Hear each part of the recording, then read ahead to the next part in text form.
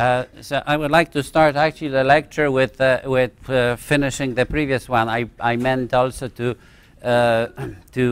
show you the operation of a real combustion engine and how much work it performs and what kind of processes, thermodynamic processes, take place in a regular combustion engine. It operates along a cycle which is referred to as an Otto cycle. Oops. Why does it go that way?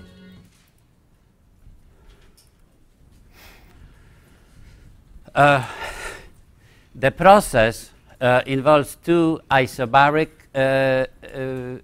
processes, two isochoric processes, and two adiabatic processes. Let's recall what means what. So isobaric process, it means that what is constant? Pressure. Isochoric means that what is constant? Volume. An adiabatic process doesn't mean that anything is constant. However, something does not happen. What doesn't happen? In an adiabatic process, there is no heat delivered to the system. And the system which actually performs work is a gas. All right. So here is a cross-section of a combustion engine. Working gas is in a cylinder above the piston. And, well, let's start with the first stroke. First stroke means then we have to insert fuel into the system, and the system is really air. Air performs work in the gas. The first, let's say that we start with it starts with a relatively small volume. And, during the first stroke, which is referred to as an intake, one of the valves is open, so it allows air to enter the system, which means that what is the pressure of gas in the cylinder? It is open to air. Yeah, so it is atmospheric pressure. Now, volume of that working gas is going to increase. So actually, if I draw, this should be volume, not temperature. I don't know. Sorry. Think about that. This is volume. So in the first stroke, in the intake stroke, pressure of the gas in the cylinder is maintained constant. Now, notice that it is maintained constant not because we deliver a certain amount of heat, but we change the number of particles in the system. So we really, instead of changing temperature, we change n number of moles of the substance in the cylinder at a constant pressure. By the way, how much work was then done? How much work did the gas perform to run that piston down? Is it a lot or not during the intake? Is it positive or negative?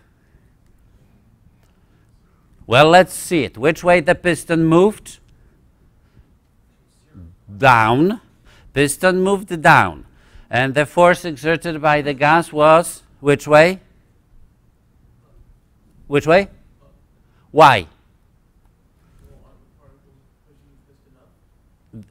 No, it went actually from the top to bottom. I mean, really, it went down because the flywheel turns. So, or if the engine has not started, we have to use a starter to turn it on. Well, actually, the work was positive. Yet that gas which is inside, it has a non-zero pressure. It means that it pushes on all walls, and it pushes the piston downward. So work done by the gas is slightly positive. But I mean, that work, obviously, we cannot just intake strokes, because think about how strong that piston was pushed from the other side. That gas which is over, that air which is over here, and actually that one is sealed, so it was that air beneath the piston was even compressed. Right, which means that the pressure below the piston was higher than the pressure above the piston. So the atmosphere really did not even perform enough work to compress the gas in the beneath the piston. So this stroke does not really give us any work to run the car. This was not enough just to move the piston down. So practically we didn't get the work. Although the working gas performed positive work. You see, do you understand me? Yeah, confused. Consult with each other. What am I talking about? Yeah, go ahead. Yeah, why is it what I'm saying is that the gas performed positive work, however it's useless. Why did I say that?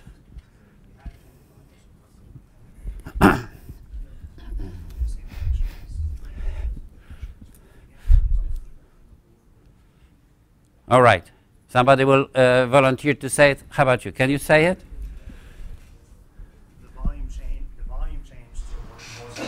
Work was performed, right? Now, why is it positive? Because the pressure exerted by the atmosphere, the gas was in the same direction as...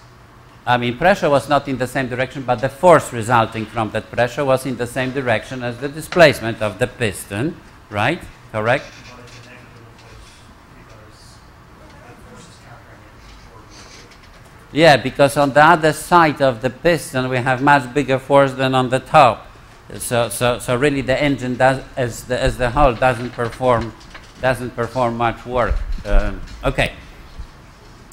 Now the second stroke is called compression, and in the compression stroke, well, if we just start the engine, it is that the starter has to deliver still energy to push the piston. If the engine is already running, then the flywheel has rotational kinetic energy, which the engine uses to compress the gas. And during compression gas, the piston moves up, and well, what kind of process is this? Why don't you recognize this process?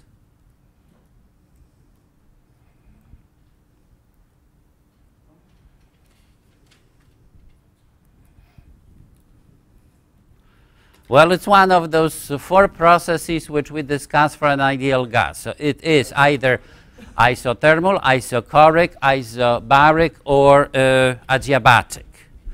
Somebody says isothermal, which means that the temperature remains constant, right?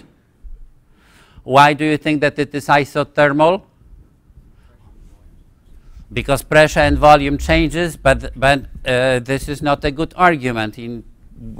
There's a lot of processes. Only in isochoric process, volume doesn't change. In all other processes, volume changes. And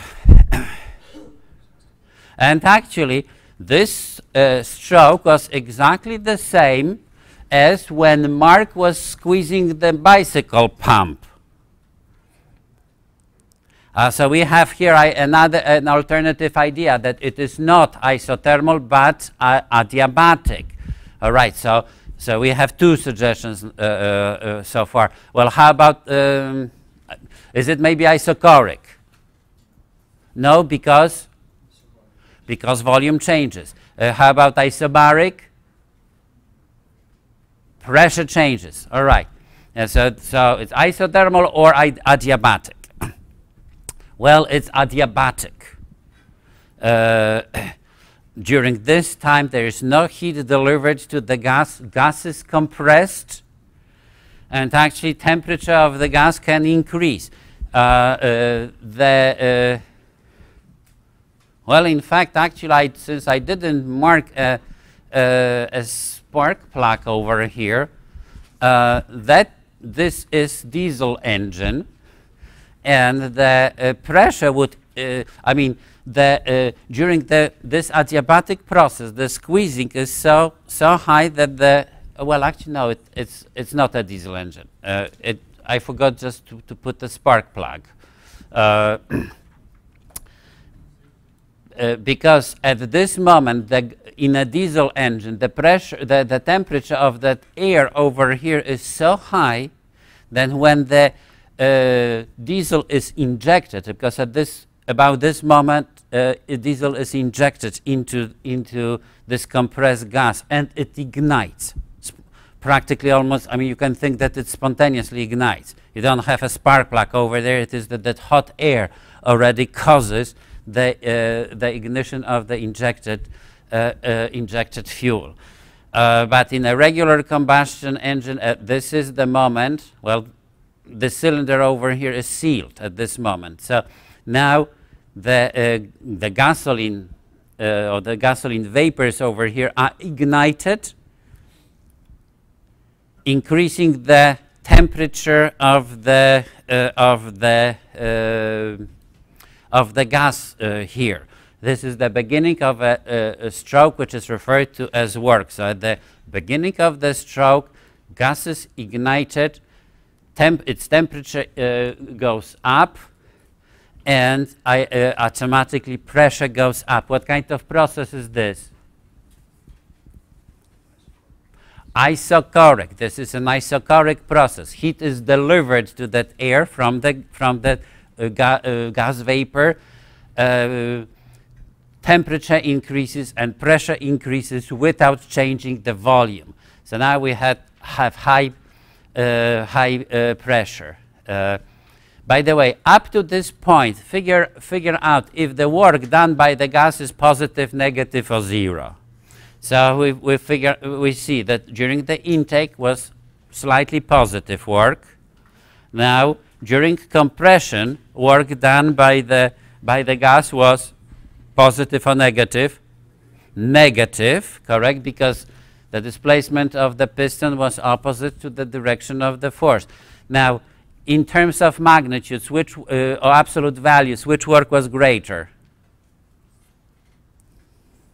Recall what is geometrical interpretation of work. It's that area beneath the curve. So positive one will be area of this rectangle. Now negative will be area below this curve, this adiabatic curve. So we see that so far it's it's more negative than positive. The work done by the gas is more negative than positive. How about during this isochoric process? How much work was done? Zero. Work was not done. All right. Now, when the gas expands, and it expands at high pressure, so the gas, and it expands, it performs a large number of work, large amount of work, which will correspond now to this area. And the last stroke, which consists also of two processes. Oh, by the way, what is this process? Is it, what did you say? It's again adiabatic process, correct. And then the exhaust valve opens and exhaust stroke begins.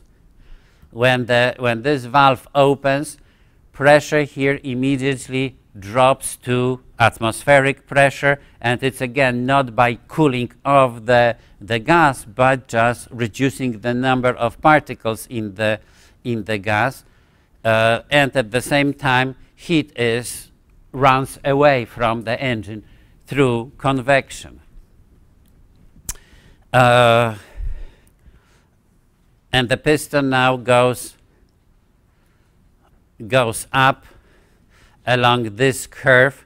So this time work performed by the gas is again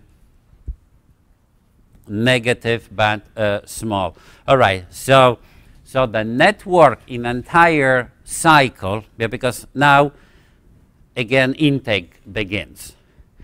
Flywheel has a lot of kinetic energy because it absorbed this kinetic energy during this stroke over here, or during this process over here, and that flywheel absorbs so much energy that we can use part of this energy to run the car, and use part of this energy to prepare the engine for the next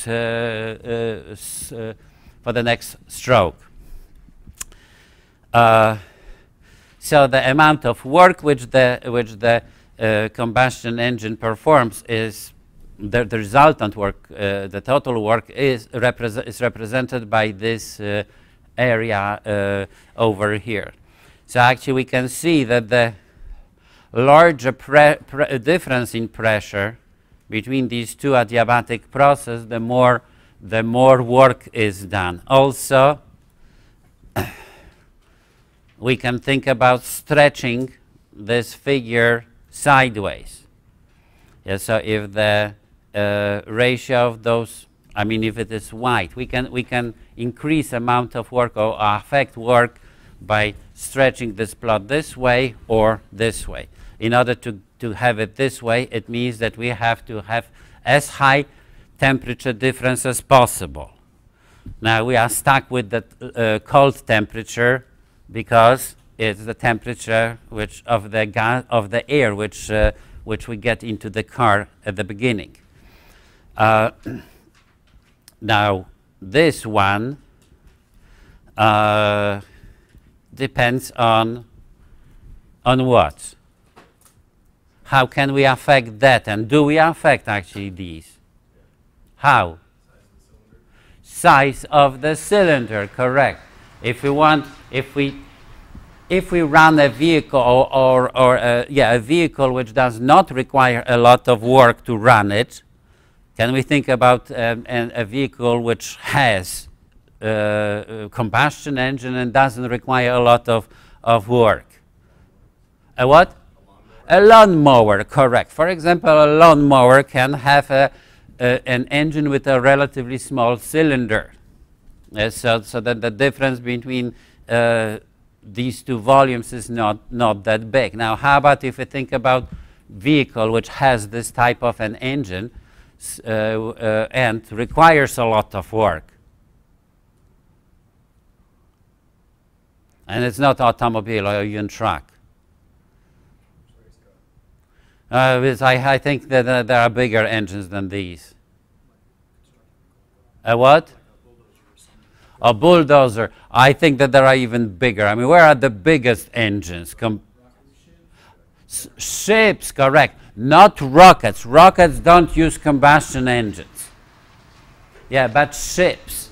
Yeah, because if you think about a ship, it's not because the ship is so heavy, but the problem is, what is the problem with the ship? Why it requires such a big engine? Drag. Because of the drag, correct. There is a huge drag when the ship flows. It moves mainly in water. I mean, there is a big part of the ship in water, and to fight that water, actually, we have to perform a lot of work. All right. Today I would like and the efficiency of an engine depends on the, I mean, we could also express it in principle in terms of temperature, but well, the book provides a formula which is related to the volumes. So actually you can see that the more we compress the engine, the gas, the higher is the efficiency. Now this coefficient kappa represents what? Do you recall what's this? Not kappa, gamma. The symbol gamma was, I mean, we had it yesterday.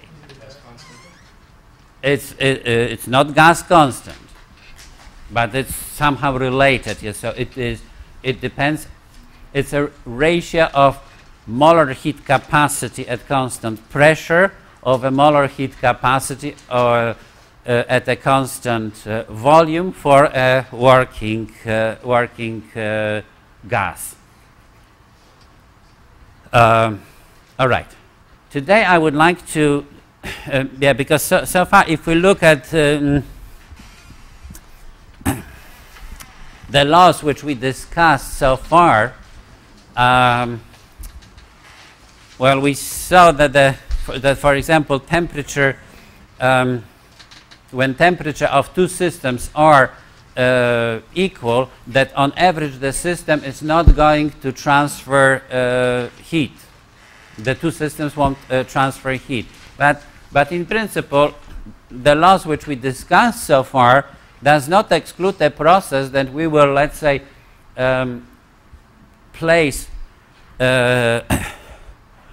red hot iron horseshoe, drop it into bucket of cold water, and the energy would be transferred from water to that iron, melting iron, and at the same time water would freeze.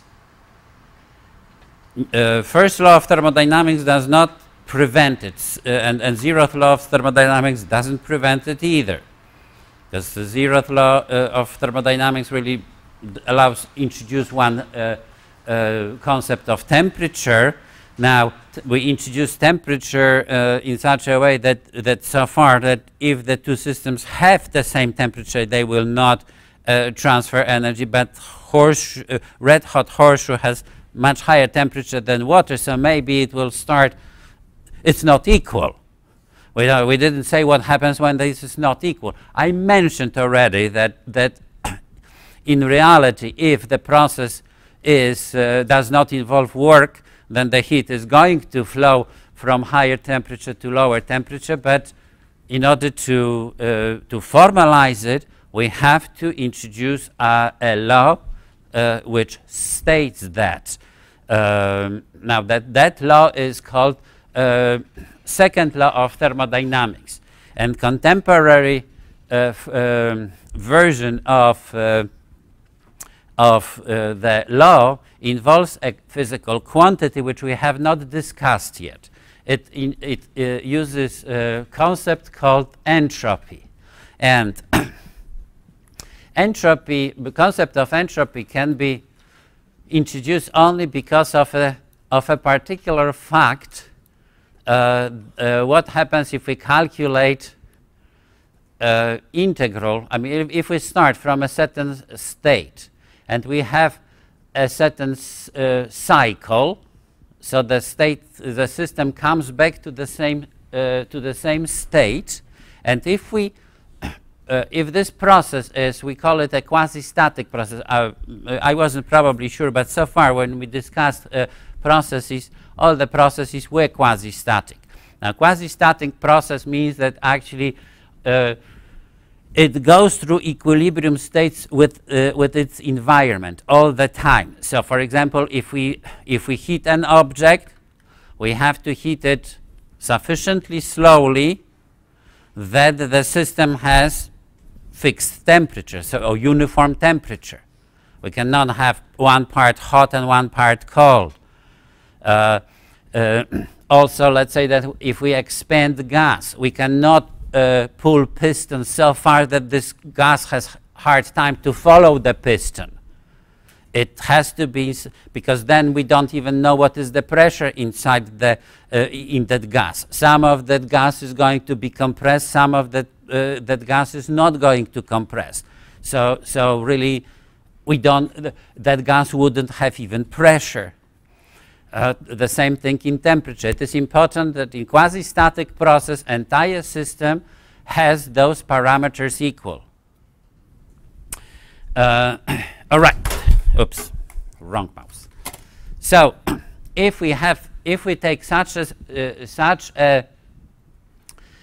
process that temperature and pressure are uniform and therefore defined for the system, if we calculate the amount, the change of this quantity, which is heat delivered divided by the temperature, and we have to divide this process into tiny tiny ones, and during each of those we have to calculate that value. If we go around the entire closed loop, then that integral is going to be 0, which resembles something. Can you recall that we had another, in the past, we discussed also a certain quantity which actually an integral over, well, certain, I can call it closed path, was 0. What was that? For conservative force, correct. For conservative force, what was 0 along a closed path? Work, correct. Which work? Network? Done by that conservative interaction, correct. Yes. So, for example, if I move this mouse, yeah, I mean, now why do I say actually that I move the mouse?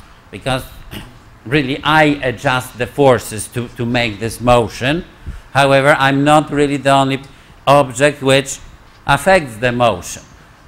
Yeah, because it is that Earth is affecting this motion too. Now, if we calculate how much work was done by the Earth, we would find out that work done by Earth was 0.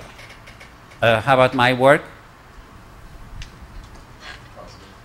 Positive, correct. Not 0. I did not perform 0 work. My work was not conservative.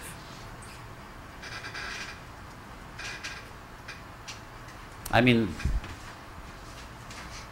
actually, I lied. Yeah, because I mean, if we include the drag, yeah, I would have to include the drag. So I was fighting. I mean, the force which I was applying was applied against gravity and against air, right? And air performed negative work. Therefore, I had to perform positive work.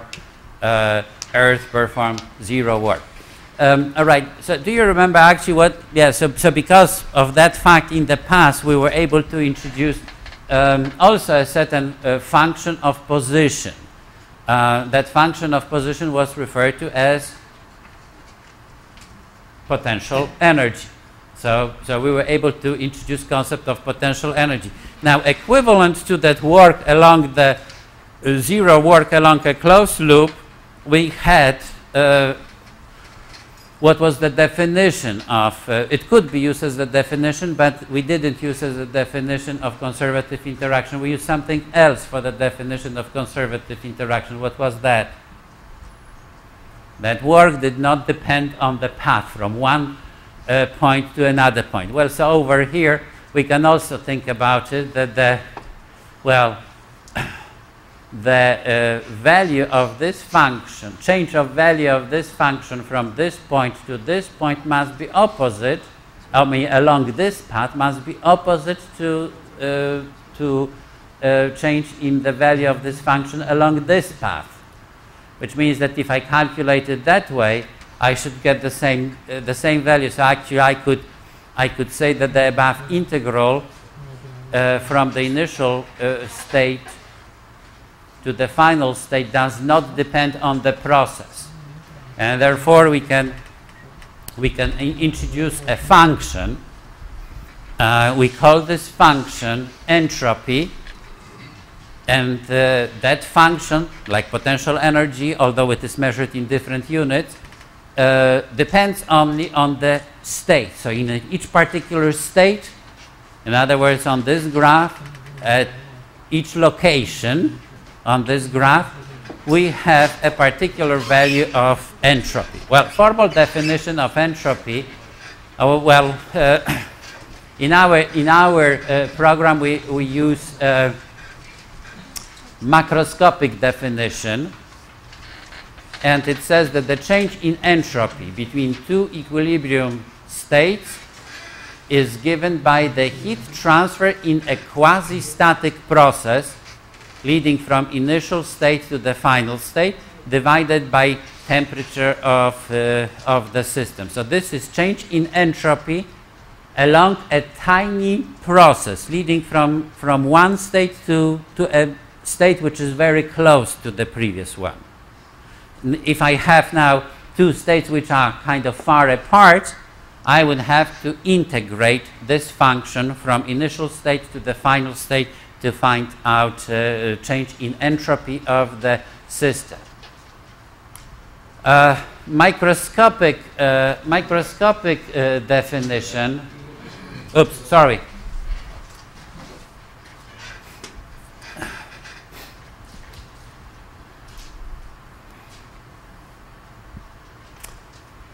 Well, how about in this case? No.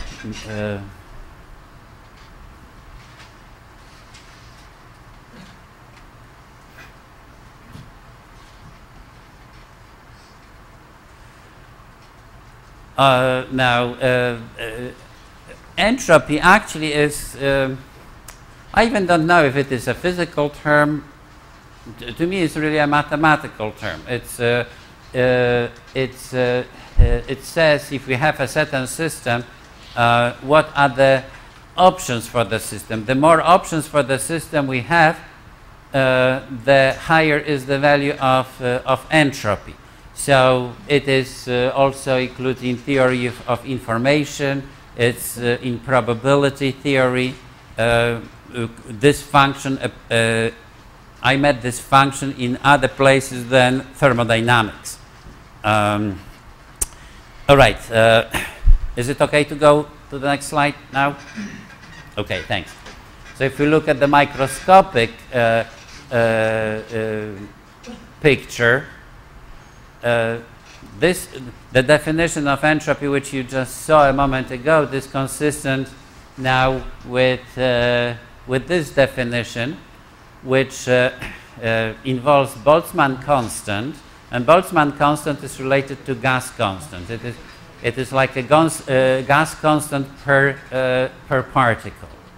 So if you have a system which contains n particles, if we divide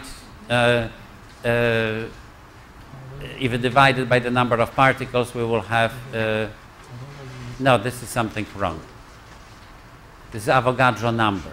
This is Avogadro number here. Now,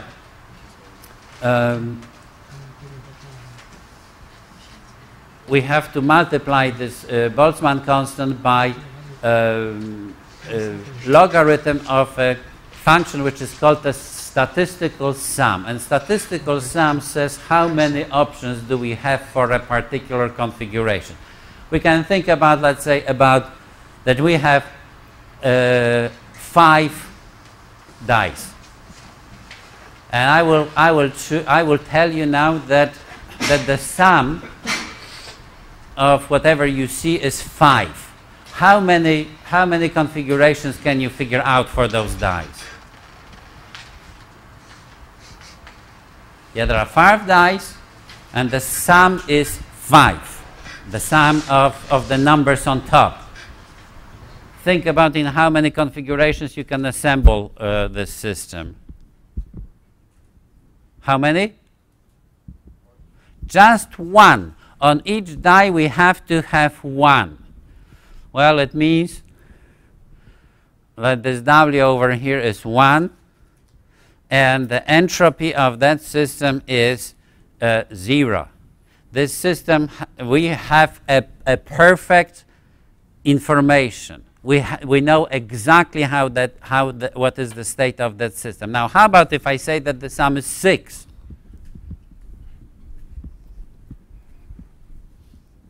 How many configurations can you figure out now?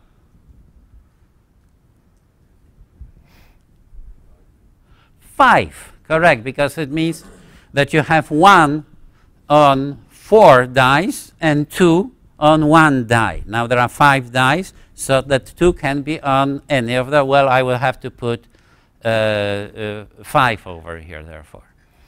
All right, how about if we calculate change in entropy of a system?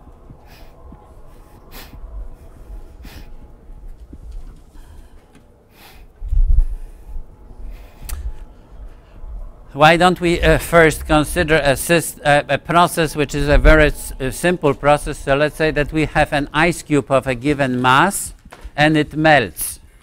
what happened with entropy of that ice. Well,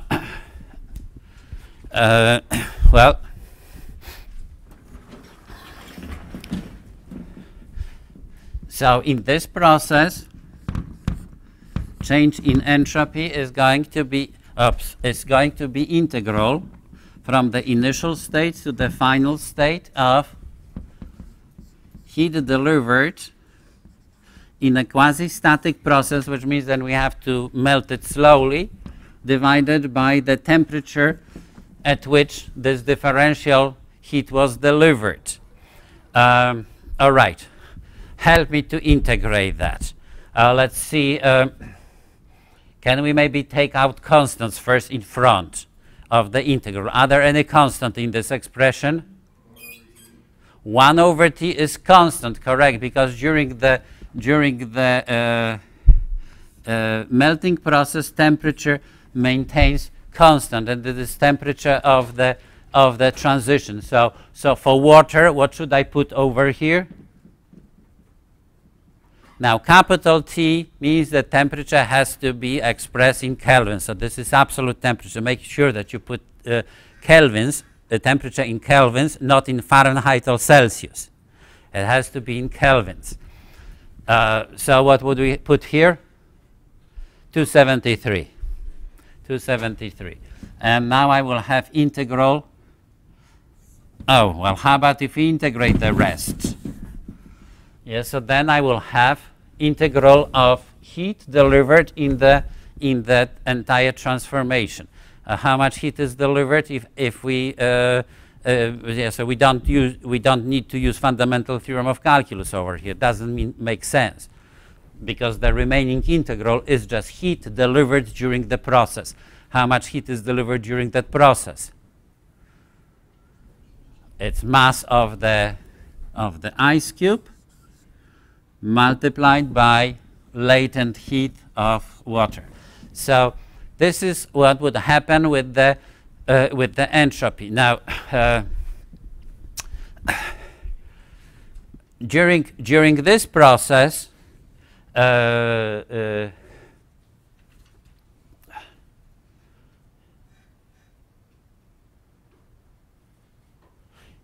heat delivered. Well, actually, I did it. Hold on.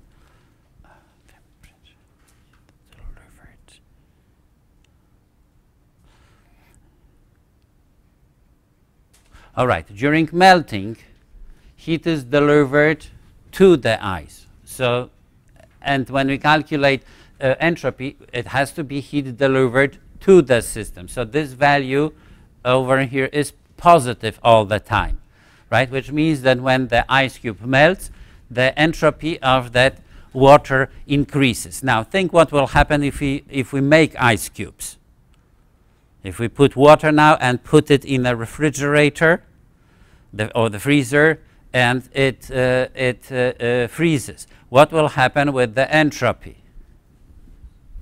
And so then again, calculation up to this point would be identical, right? But this time heat delivered, so this is melting. Now for freezing, we'll have 1 over T, mass times latent heat. However, we will have to take a minus sign, right? Heat had to be taken away, so this is freezing. Which means that entropy, when we freeze water, entropy of that water decreases.